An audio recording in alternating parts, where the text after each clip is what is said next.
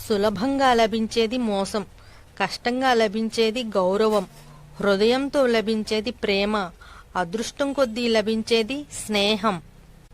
విడవకుండా ప్రయత్నం చేసేవారిని చూసి ఓటమి భయపడుతుంది.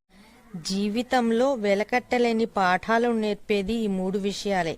1 ఆకలితో ఉన్న కడుపు, 2 డబ్బు లేని జీవనం, 3 విరిగిపోయిన మనస్సు. నువ్వు ఒక అమ్మాయిని అవమానపరిస్తే అక్కడ అవమానపడేది ఆ అమ్మాయి కాదు, నీ తల్లి పెంపకం. నీకు నచ్చిన వారితో ప్రేమగా ఉండు, నీవు నచ్చిన వారితో నిజాయితీగా ఉండు. చీకటి గదిలో కూర్చుని దీపం గురించి ఆలోచిస్తే ఏం లాభం?